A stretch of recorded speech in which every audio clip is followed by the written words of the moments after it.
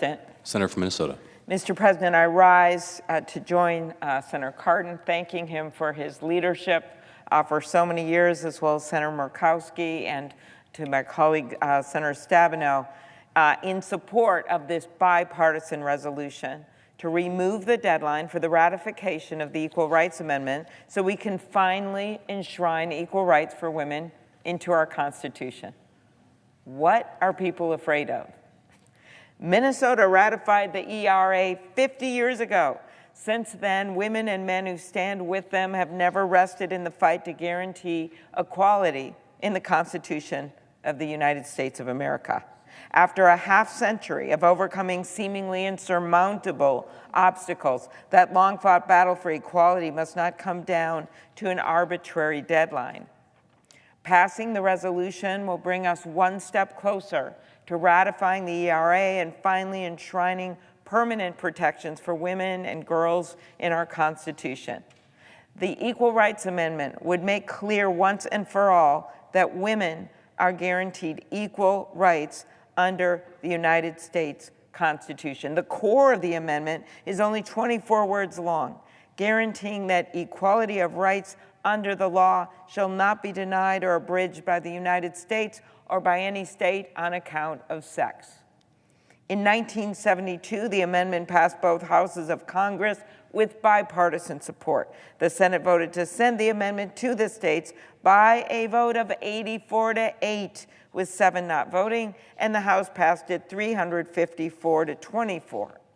Congress initially set a 7-year deadline for the required 3/4 of states to ratify the amendment, and it later extended the deadline by 3 more years. By the time that deadline expired, only 35 states had ratified, leaving the amendment 3 states short of the 38 needed.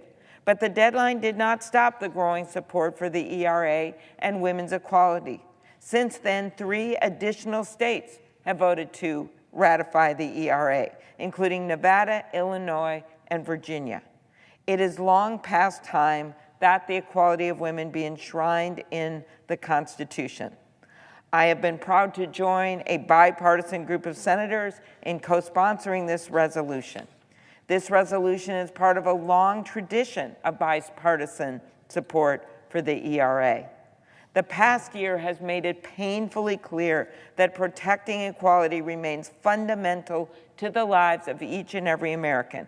As my colleagues have noted, the women of this country still face a gender pay gap that leaves them economically behind.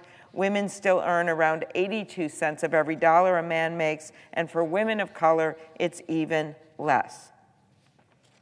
10 months ago, we saw the Supreme Court issue a rule shredding nearly 5 decades of precedent, protecting a woman's right to make her own health care decisions. Now women are at the mercy of a patchwork of state laws governing their ability to access reproductive care, leaving them with fewer rights than their moms and grandmas.